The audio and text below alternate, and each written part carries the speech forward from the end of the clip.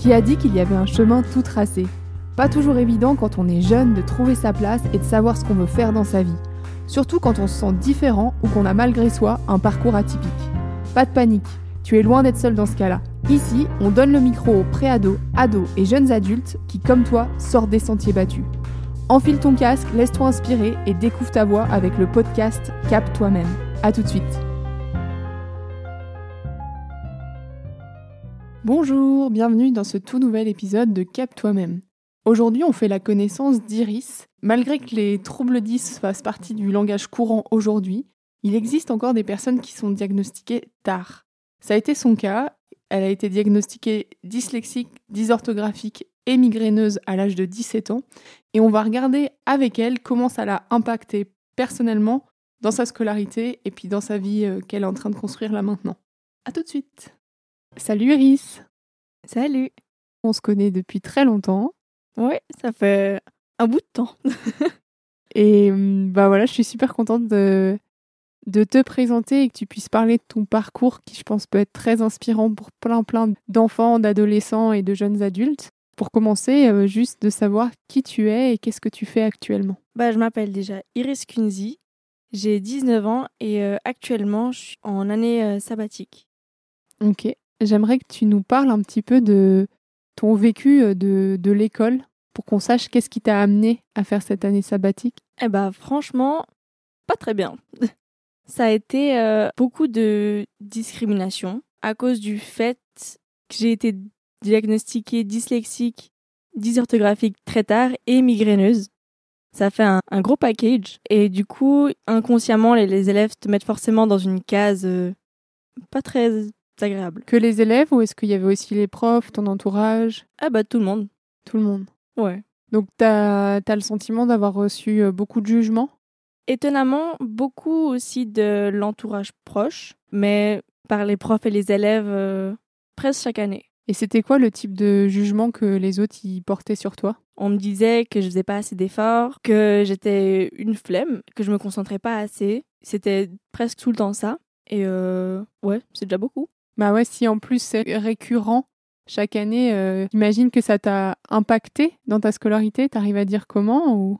C'était surtout principalement dans les relations sociales où on me mettait du coup dans la case de la personne absente tout le temps.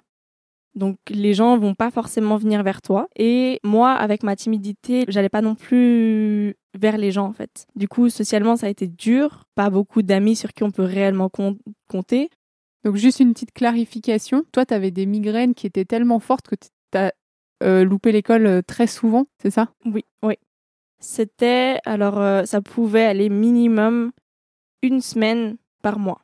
Mais c'était vraiment presque le minimum et 1 semaine par mois, c'est énorme. Ouais, t'étais très peu à l'école. J'imagine que pour créer du lien, c'était pas évident parce que les gens te connaissaient moins en fait. Ouais. Oui, ils te connaissent pas du tout. Du coup, ils te mettent justement dans cette case déjà de très timide, de pas présente. Du coup, c'est vraiment pas volontaire, mais c'est pas facile pour moi et pour eux aussi d'entrer en contact avec moi. Et à l'époque, à ton avis, qu'est-ce qui t'aurait aidé ? Je pense juste aussi d'avoir des élèves différents dans la classe. J'en ai eu, mais c'était les populaires. C'était un peu bizarre. Ils étaient différents, avec des difficultés, mais en même temps très sociables et tout le temps là. Eux, ils étaient très bien intégrés. Mais ce qui m'aurait aussi aidé, c'est les professeurs. Une tolérance qu'il n'y a pas encore aujourd'hui en primaire, au cycle et après en secondaire. Tu peux en dire un petit peu plus ? Très vite, les profs, ils voyaient que j'avais des difficultés. Alors, il y en a autant qui disaient, prends ton temps. Et d'autres qui disaient, mais en fait, pour les épreuves, une fois que c'était fini, on m'enlevait la feuille alors que j'avais fini la moitié de l'épreuve, par exemple. J'avais pas du tout le même rythme que les autres. Les profs ne s'adaptaient pas à moi, ce qui m'a mis en difficulté. Donc, c'était toi qui constamment devais t'adapter aux autres, à l'environnement, malgré tes absences. J'imagine que ça a dû être assez... déjà, te demander énormément d'énergie et aussi beaucoup de courage. Comment tu vois que ça t'a impacté personnellement dans qui tu es aujourd'hui ? Aujourd'hui, j'ai énormément de mal à avoir confiance en moi. Très souvent, il faut que ma famille me dise « Mais tu vois tout ce que tu as parcouru ?» Surtout quand j'ai des moments de gros doutes où je me dis « Mais je vais jamais y arriver. » Et ça, c'est encore compliqué pour moi de le voir. Je suis forte, mais je le vois pas encore. À ton avis, comment ça t'a impacté de manière positive, toutes ces épreuves que tu as vécues? Donc j'ai beaucoup analysé les gens, comment ils fonctionnaient. Ça a été positif et négatif en même temps, parce que le jugement était très fort, et très rapide. Et en même temps, maintenant, je peux très vite me fier à mon instinct, savoir si je peux m'entendre avec cette personne ou pas. En fait, ce qui est rigolo, c'est que socialement, t'as pas forcément été en relation directe avec les gens, mais tu as pu apprendre plein de choses dans ta position d'observatrice. Ouais, c'est ça. Pour revenir sur les troubles 10 et les migraines, comment ça a changé ta vie de recevoir ce diagnostic?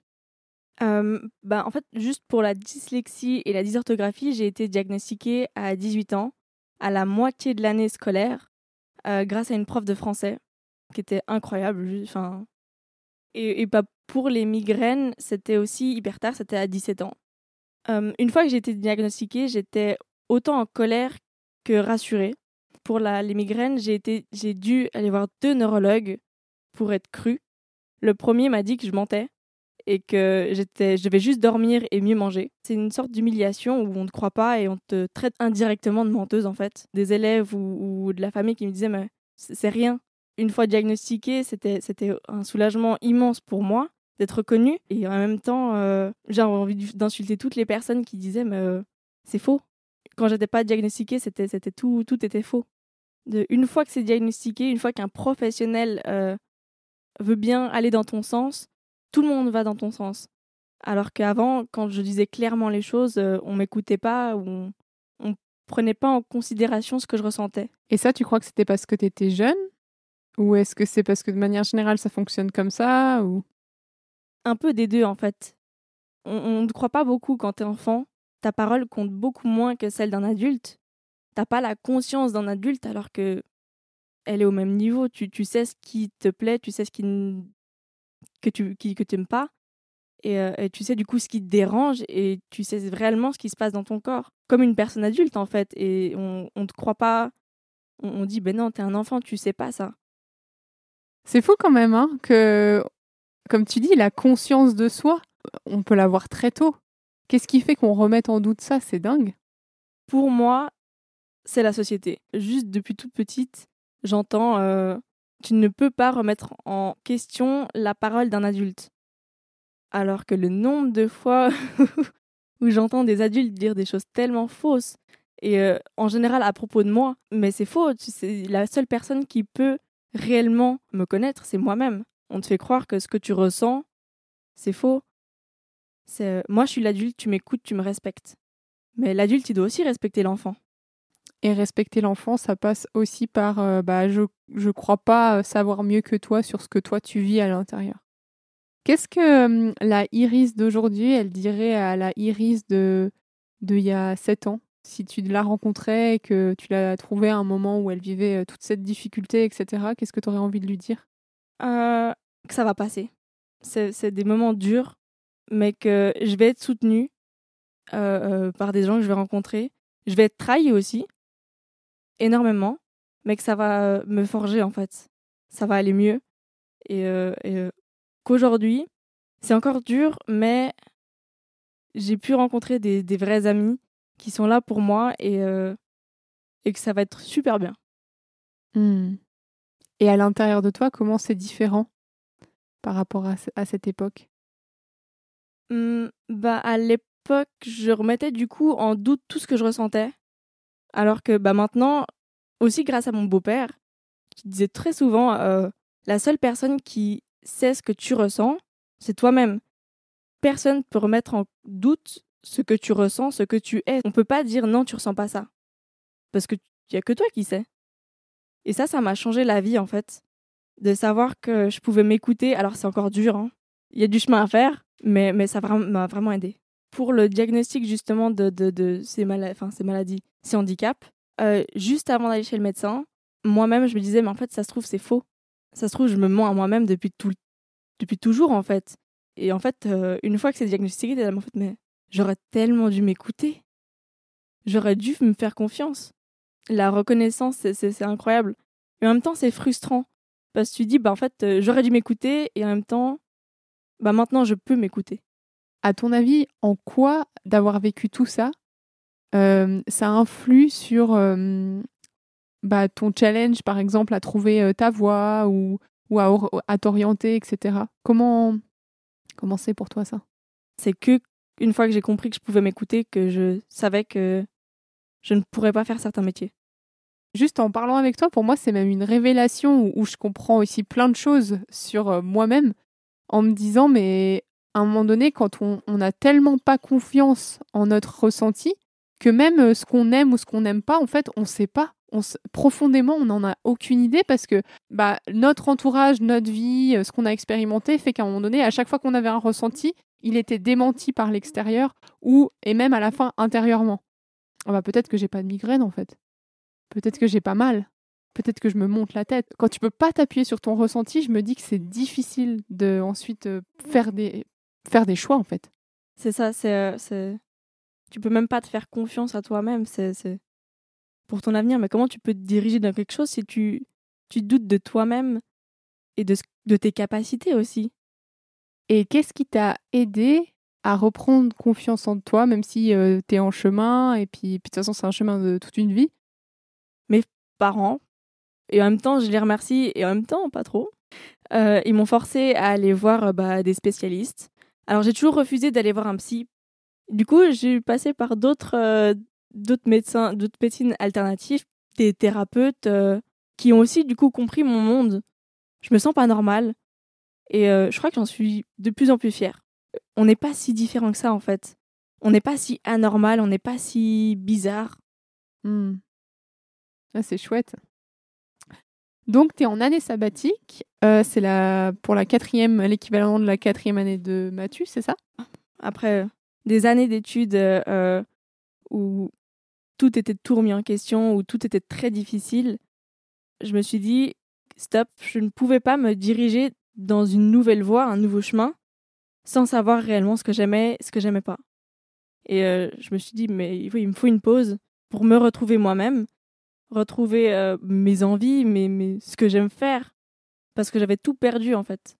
Je trouve ça cool. C'est comme si à un moment donné, tu te disais, attends, je vais pas aller la tête dans le guidon, je vais prendre une pause et je vais regarder à l'intérieur de moi, je vais me rencontrer, je vais savoir qu'est-ce que j'aime faire, etc. Et ça va te faire gagner plein d'années plus tard parce que tu investis ce temps-là maintenant pour savoir, ok, qui suis-je et qu'est-ce que j'aime faire. C'est cool, bravo. Et qu'est-ce que ça t'apporte alors maintenant que tu es plus ou moins au début, milieu de l'année sabbatique? Comment tu vis la chose? J'ai commencé à faire du babysitting. Je me suis rendu compte que ça me plaisait pas. Alors les enfants, je sais que maintenant je ne pourrais pas travailler avec eux, mais j'ai surtout aussi pris énormément de temps pour me remotiver et aller sur le plan développement personnel. Ça a bien... Pendant 2 mois, ces 2 premiers mois, j'ai bien changé plein de trucs. Ça a un peu tout chamboulé. Tout ce que je pensais, ça a été remis en question, du coup. Et heureusement. Mais y a tout qui a changé et c'est que pour aller dans le mieux. C'est trop bien. Je savais pas du tout que je pouvais être aussi extravertie. Je me suis toujours dit, t'es introvertie, ça va mettre du temps pour pour parler avec les gens. Et ça a tout changé. C'est incroyable. Ouais, et d'ailleurs, il y a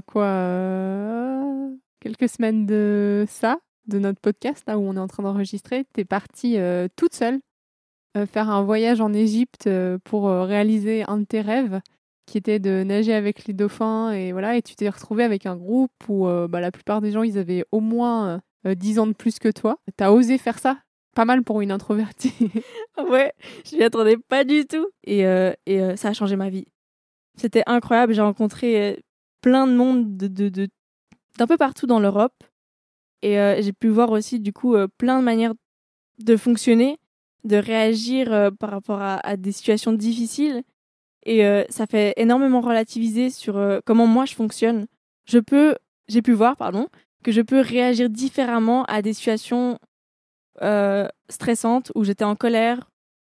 Et tu te sens rassuré, en fait. Tu te sens aimé, tu te sens écouté. Et c'était magique.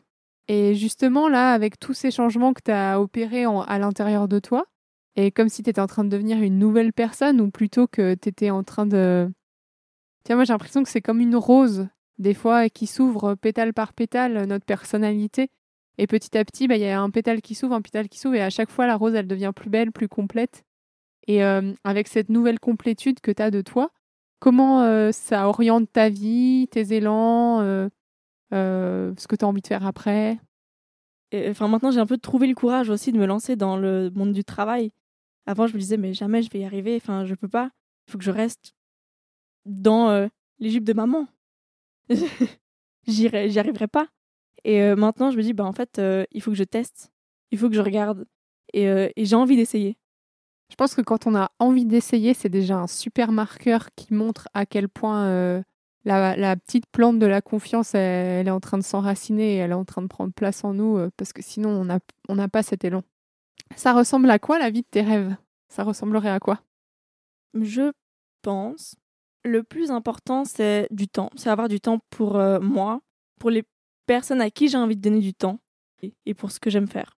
C'est, je pense, la seule chose qui m'oriente vraiment pour ce que je veux faire plus tard. Ok, donc c'est avoir le temps de faire les choses que t'aimes. Et est-ce que potentiellement ça pourrait être un travail, les choses que t'aimes, ou tu vois plutôt ça en dehors? Je pense que certaines choses pourraient être un travail. J'adore les animaux, j'adore le contact avec les animaux. Du coup, je pense que je pourrais faire quelque chose avec eux. Mais les choix que j'ai faits niveau scolairement m'ont fermé des portes. Et je le sais et je le regrette pas non plus. J'ai pas envie d'y aller. Du coup, je regrette pas d'avoir fermé entre guillemets cette porte et je pense pas qu'elle soit réellement fermée. Mais je pense que je peux y arriver d'une autre manière, par un autre chemin et faire autre chose et peut-être justement dans la communication intuitive avec eux. Après, mon problème à moi, c'est que j'ai très peur de me lasser. Je sais que, par exemple, la pâtisserie, j'adore faire de la pâtisserie, mais je veux pas le faire en tant que travail. C'est un truc que j'aime faire par passion, par hobby, mais pas dans le monde du travail. Sinon, je sais qu'il y a des choses dans mes hobbies que je ne pourrais pas faire parce que je préfère les garder pour moi, entre guillemets. Et comment tu fais pour savoir si une chose, elle pourrait te lasser ou pas? Il faut tester, mais c'est compliqué à savoir, justement. C'est aussi un peu un débat intérieur. Et est-ce qu'il y aurait quelque chose que tu aurais envie de dire à potentiellement des jeunes qui t'écoutent et qui vivent des choses similaires à toi ou qui peuvent s'identifier dans ce que tu as vécu? Est-ce que tu aurais envie de partager quelque chose? Avec plaisir. J'aimerais vous dire que la normalité, ça n'existe pas. Chacun est normal à sa manière. Si tu te trouves bizarre, à l'écart des gens, que tu rencontres des gens mais ils te ressemblent pas, il faut pas s'inquiéter parce qu'il y aura forcément un moment ou un autre, tu vas croiser le chemin de quelqu'un qui aura les mêmes passions que toi. En général, ça arrive toujours quand tu t'y attends pas. Du coup, tu dis, c'est quand que ça arrive, mais ça va arriver. Et il faut juste pas être trop pressé. Mais je pense que c'est un conseil que je me serais donné aussi, c'est la patience, de tester des choses aussi, de se lancer, peut-être de parler aussi, si toi tout seul t'es dans le coin de la classe, peut-être t'adresses-toi à la personne qui est aussi au fond de la classe, à parler à personne. Et des fois, ça fait juste des miracles. Et faut jamais perdre confiance en soi. On est très souvent mis dans des cases, mais elles nous correspondent pas non plus. Donc, si elles te correspondent pas, il faut en sortir. Et peu importe, entre guillemets, ce que les autres disent sur toi. C'est toi qui choisis en fait qui tu es. Et soit à un moment donné dans la vie, c'est les autres qui choisissent pour toi qui tu es. Ah, t'es flemmarde, t'es tête en l'air, t'es ceci, t'es cela. Ou alors à un moment donné, tu te dis, non, en fait, moi je suis pas que ça. Je suis beaucoup plus que ça. Et en fait, je vais choisir qui je suis et ce que je vais devenir. Ouais, t'as trouvé les mots. Oh, trop bien. Bon, en tout cas, un grand merci Iris. Je pense que ça va être très chouette. Merci beaucoup à toi de bien vouloir m'écouter et merci encore. Ouais, merci pour l'inspiration. À tout bientôt. À bientôt. Et voilà, cet épisode est terminé. Merci de l'avoir écouté jusqu'au bout. J'ai été vraiment super touchée par cet échange avec Iris, déjà parce que je la connais, que c'est une amie, mais aussi parce que son parcours, je trouve, est un magnifique exemple de résilience, qui illustre à quel point c'est important de se faire confiance et de faire confiance à son ressenti. surtout quand on est sensible ou qu'on a un profil atypique. Si t'as aimé ce podcast, n'oublie pas de t'abonner pour ne manquer aucun épisode. Et si cet épisode t'a plu, n'hésite pas à laisser un commentaire sur ta plateforme d'écoute. Si t'as envie aussi de nous rejoindre, tu peux rejoindre la communauté Telegram avec le lien en description. Je te souhaite une belle journée, je te dis à tout bientôt et je me réjouis de nos prochains épisodes.